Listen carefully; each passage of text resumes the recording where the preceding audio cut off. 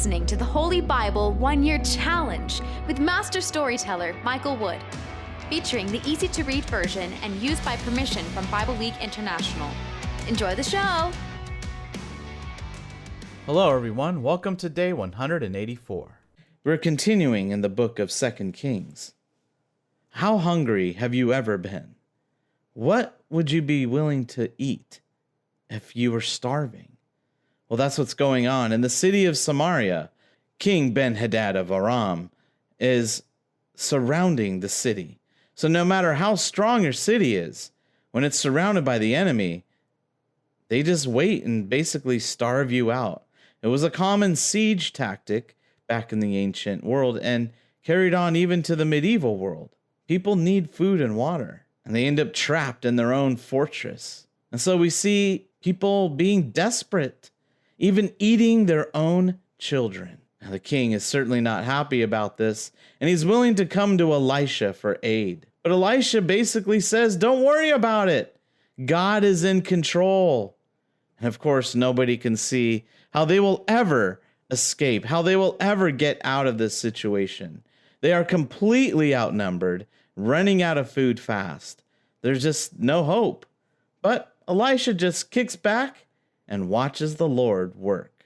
But after it's all said and done, a new leader arises in Aram. His name is Hazael, and Elisha's very worried about his command. In fact, he breaks down and cries. Stick around to find out what is troubling Elisha so much. And we are also continuing in the book of Acts. The Romans are trying to figure out why Paul is making everyone so upset. I mean, the whole city just turns upside down. People are fighting each other, causing mass chaos over this Paul. So they tie him up to beat him, perhaps in a similar way they did to Jesus. They want to get the truth out of him. What about Paul is getting everyone so upset? Remember, it is the Romans' job to keep law and order in the conquered territories, including Jerusalem. But Paul says something that makes the soldiers about to beat him back off. If you enjoy the show, visit me at patreon.com/storymaster. You'll find the link in the description box below. By contributing as little as $1 per month, you will enable me to continue this ministry, and you'll get cool rewards too. Together, we're going to get through the Bible in 1 year. Let's get started. 2 Kings chapter 6, verses 24 to 33. After this happened, King Ben-Hadad of Aram gathered all his army and went to surround and attack the city of Samaria. The soldiers would not let people bring food into the city, so there was a time of terrible hunger in Samaria. It was so bad in Samaria that a donkey's head sold for 80 pieces of silver and 200 grams of dove's dung sold for 5 pieces of silver. The king of Israel was walking on the wall around the city. A woman shouted out to him. She said, "My lord and king, please help me." The king of Israel said, "If the Lord does not help you, how can I help you? I cannot give you grain from the threshing floor or wine from the winepress." Then he said to her, "What is your trouble?" She answered, "This woman said to me, 'Give me your son so that we can eat him today. Then we will eat my son tomorrow.' So we boiled my son and ate him. Then the next day I said to this woman, 'Give me your son so that we can eat him.' But she has hidden her son." When the king heard the woman's words, he tore his clothes to show he was upset. As he passed by on the wall, the people saw the king was wearing the rough cloth under his clothes to show he was sad and upset. The king said, "May God punish me if the head of Elisha, son of Shaphat, is still on his body at the end of this day." The king sent a messenger to Elisha. Elisha was sitting in his house, and the leaders were sitting with him. Before the messenger arrived, Elisha said to the leaders, "Look, that son of a murderer is sending men to cut off my head." When the messenger arrives, shut the door. Hold the door and don't let him in. I hear the sound of his master's feet coming behind him." While Elisha was still talking with the leaders, the messenger came to him. This was the message. "This trouble has come from the Lord. Why should I wait for the Lord any longer?" Elisha said, "Listen to the message from the Lord. This is what the Lord says. About this time tomorrow, there will be plenty of food in the marketplace here in Samaria. A person will be able to buy 3 kilograms of fine flour or 6 kilograms of barley for only 1 piece of silver." Then the officer who served as the king's assistant answered the man of God, "Even if the Lord made windows in heaven, this could not happen." Elisha said, "You will see it with your own eyes, but you will not eat any of that food." There were 4 men with a dreaded skin disease near the city gate. They said to each other, "Why are we sitting here waiting to die? There is no food in Samaria. If we go into the city, we will die there. If we stay here, we will also die. So, let's go to the Aramean camp. If they let us live, we will live. If they kill us, we will just die." So that evening, the 4 men went to the Aramean camp. When they came to the edge of the camp, no one was there. The Lord had caused the Aramean army to hear the sound of chariots, horses, and a large army. This had caused the soldiers to say to each other, "The king of Israel has hired the kings of the Hittites and Egyptians to come against us." The Arameans ran away early that evening. They left everything behind. They left their tents, horses, and donkeys, and ran for their lives. When the 4 men came to the edge of the camp, they went into one of the tents. They ate and drank. Then they carried silver, gold, and clothes out of the camp and hid them. Then they came back and entered another tent. They carried things out from this tent and went out and hid them. Then they said to each other, "We are doing wrong. Today we have good news, but we have not shared it with anyone. If we wait until the sun comes up, we will be punished. Now let's go and tell the people who live in the king's palace." So the men went back to Samaria and called to the gatekeepers of the city.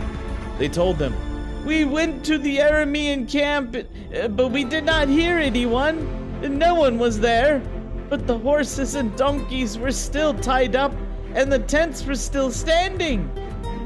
Then the gatekeepers of the city shouted out and told the people in the king's palace. It was still dark. The king got up from bed and said to his officers, "I will tell you what the Aramean soldiers are doing to us. They know we are hungry. They left the camp to hide in the field. They are thinking, when the Israelites come out of the city, we will capture them alive, and then we will enter the city." One of the king's officers said, "Let's send some men there to find out what has happened. They can take 5 of the horses that we still have.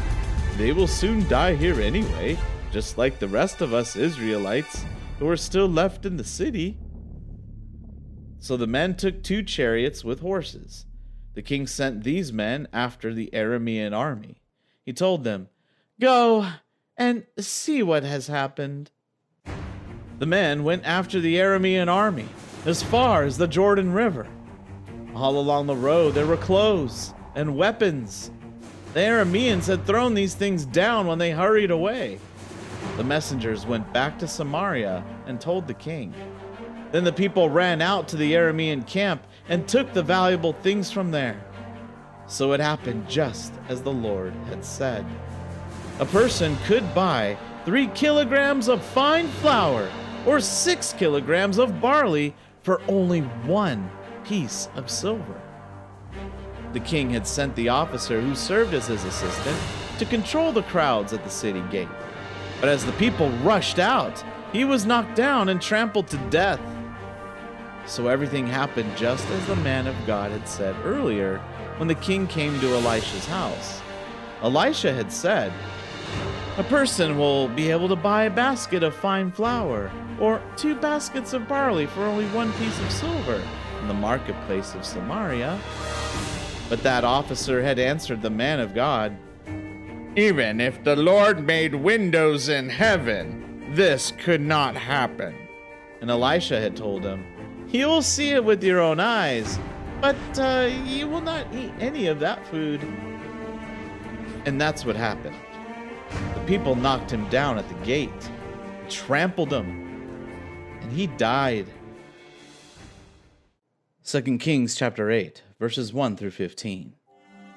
Elisha had talked to the woman whose son he had brought back to life. He had said, "You and your family should move to another country, because the Lord has decided that there would be a famine here that will last for 7 years." So the woman did what the man of God said. She went with her family to stay in the land of the Philistines for 7 years. After 7 years, she returned from the land of the Philistines.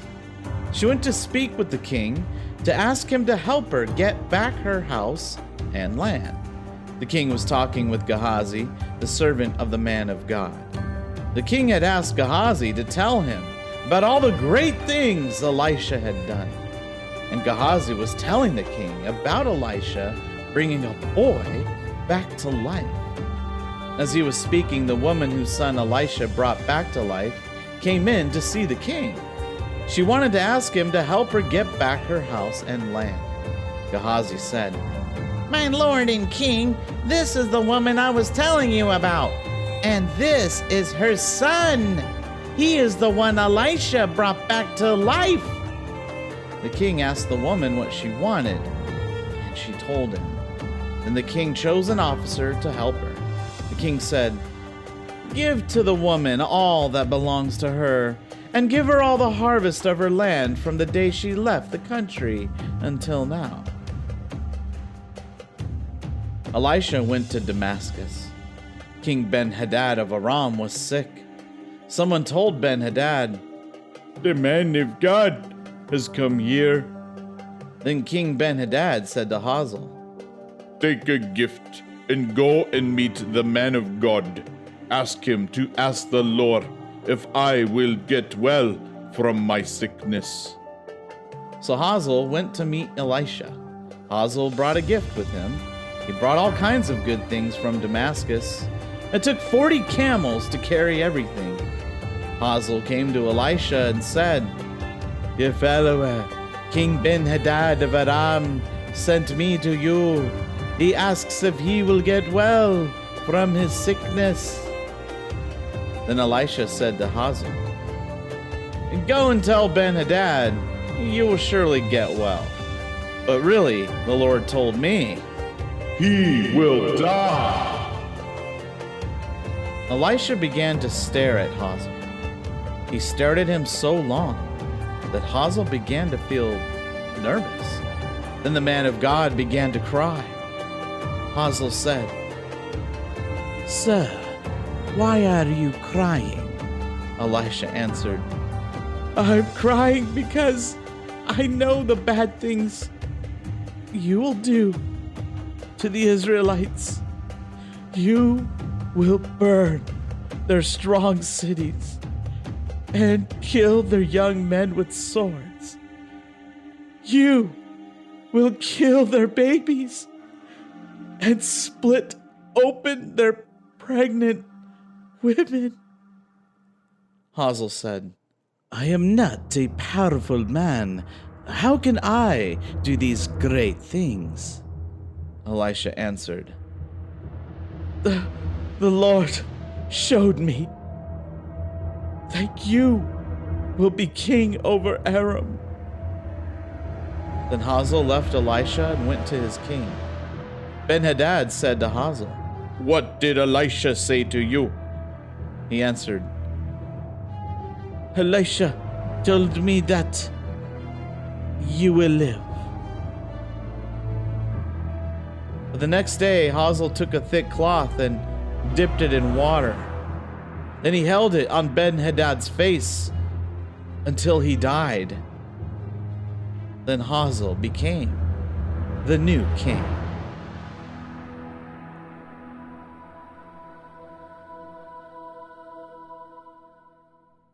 Acts chapter 22, verses 22 to 30. The people stopped listening when Paul said this last thing. They all shouted, "Get rid of this man! He doesn't deserve to live in this world anymore!" They kept on shouting, ripping off their clothes and throwing dust into the air. Then the commander told the soldiers to take Paul into the army building and beat him to make him talk. He wanted to find out why the people were shouting against him like this. So the soldiers were tying Paul, preparing to beat him. But he said to an army officer there, "Do you have the right to beat a Roman citizen who has not been proven guilty?" When the officer heard this, he went to the commander and told him about it. The officer said, "Do you know what you're doing? This man is a Roman citizen." The commander came to Paul and said, Tell me, are you really a Roman citizen? He answered, "Yes." The commander said, I paid a lot of money to become a Roman citizen. But Paul said, "I was born a citizen." The men who were preparing to question Paul moved away from him immediately. The commander was afraid because he had already put Paul in chains and he was a Roman citizen. The next day, the commander decided to learn why the Jews were accusing Paul. So he ordered the leading priests and the whole high council to meet together. He had Paul's chains taken off and had him brought in to face the council. Acts 23, verses 1 through 11. Paul looked at the council members and said, "Brothers, I have lived my life in a good way before God. I have always done what I thought was right." Ananias, the high priest, was there. When he heard this, he told the men who were standing near Paul to hit him in the mouth. Paul said to Ananias, "God will hit you too. You are like a dirty wall that has been painted white. You sit there and judge me using the law of Moses, but you are telling them to hit me, and that is against the law." The men standing near Paul said to him, "You sure you want to insult God's high priest like that?" Paul said, "Brothers, I did not know this man was the high priest. The scriptures say, you must not say bad things about a leader of your people." Paul knew that some of the men in the council meeting were Sadducees and some were Pharisees. So he shouted, "My brothers, I am a Pharisee, and my father was a Pharisee. I am on trial here because I believe that people will rise from death." When Paul said this, a big argument started between the Pharisees and the Sadducees. The group was divided. The Sadducees don't believe that a dead body can be raised to life, so they don't believe that a person will become an angel or a spirit after death. The Pharisees believe all of this. The shouting became louder and louder. Some of the teachers of the law, who were Pharisees, stood up and argued, "We find nothing wrong with this man. Maybe an angel or a spirit really did speak to him." The argument turned into a fight, and the commander was afraid that the Jews would tear Paul to pieces. So he told the soldiers to go down and take Paul away and put him in the army building.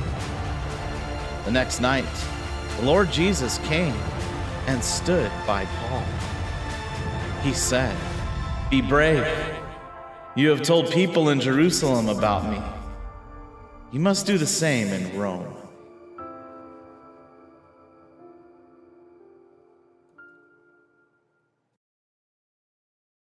Proverbs chapter 16, verses 8 through 17. It is better to be poor and do right than to be rich and do wrong. People can plan what they want to do, but it is the Lord who guides their steps. When a king speaks, his words are law. So when he makes a decision, it is never a mistake. The Lord wants honest weights and measures. He wants all business agreements to be fair. Kings hate to see anyone doing wrong, because justice makes kingdoms strong. Kings want to hear the truth. They like those who are honest. An angry king can put someone to death, so it is wise to keep the king happy. When the king is happy, life is better for everyone. When he is pleased, it is like a refreshing spring rain. Wisdom is worth much more than gold, and understanding is worth much more than silver. Good people try to avoid evil. They watch what they do and protect themselves.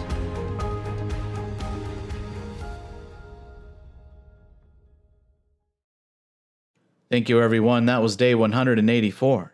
Join us for day 185.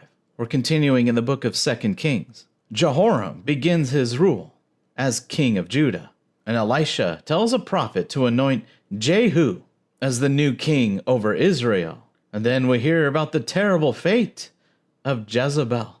And in the book of Acts, some Jews plan to kill Paul, but Paul is still going through the Roman courts as a matter of justice, and so he needs to be escorted by 70 soldiers on horseback and 200 men with spears. Remember, nobody kills anyone in Rome without their permission.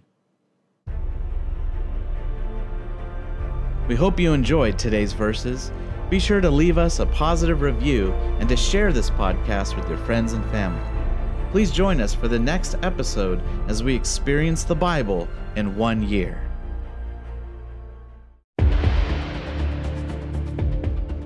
Did you know we offer online courses in creative writing, literature, and web design? Visit us at storymaster.online to learn more.